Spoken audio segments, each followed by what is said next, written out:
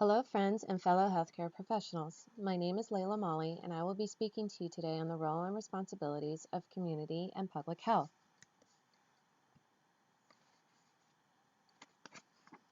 My goal in this presentation is to give you a bit of insight into the community of public health. I will explain the relationship we as a population have with public health entities and their positive influence on community structure, and how important this relationship is to the vitality and wellness of its citizens. A community is a group of like-minded people that have trust and appreciation for the lives that they are living. There are many different communities that people can belong to. You can be in a community online, at school, or within your hobby. The most popular communities are ones where we live to raise families and live life. Within communities, there exist many roles and responsibilities that people have. There are natural-born leaders, cooks, caretakers, entrepreneurs, and many more positions that when collectively come together, they create a sound and functioning community.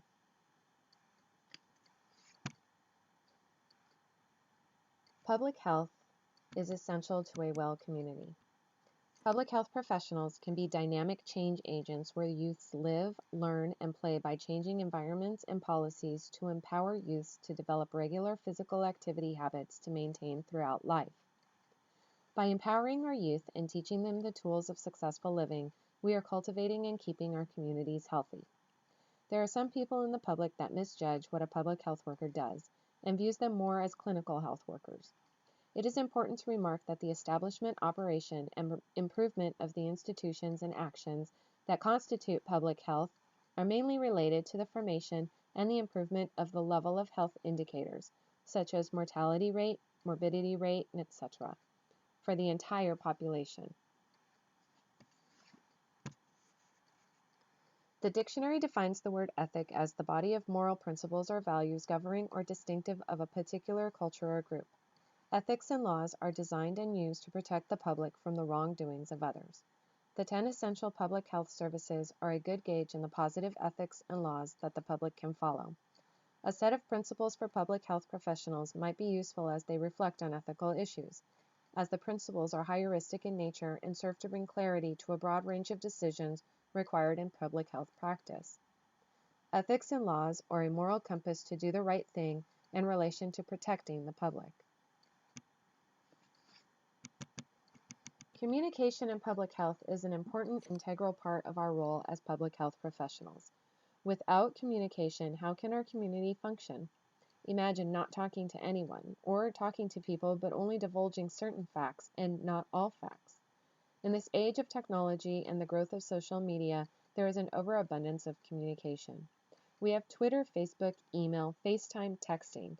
If you have a smartphone, someone can communicate and relay information to you within a moment's notice.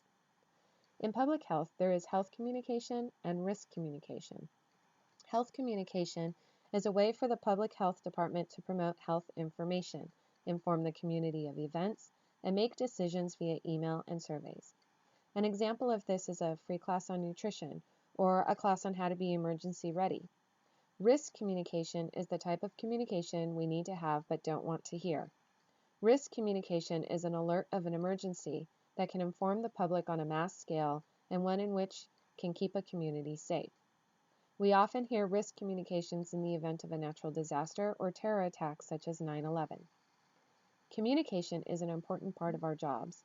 It helps keep all aspects of public health at the community in touch with one another and our surrounding environment. Every penny counts is a popular phrase when we discuss cost. The funding of public health is unequal in its determination of how much money should be allocated to the public health sector. Health expenditure has a significant influence on the government budget.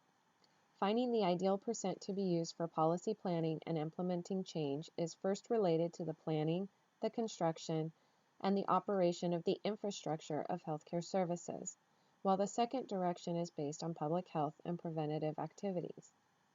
Government subsidy and private funding to public health can keep the 10 essential public health services in motion.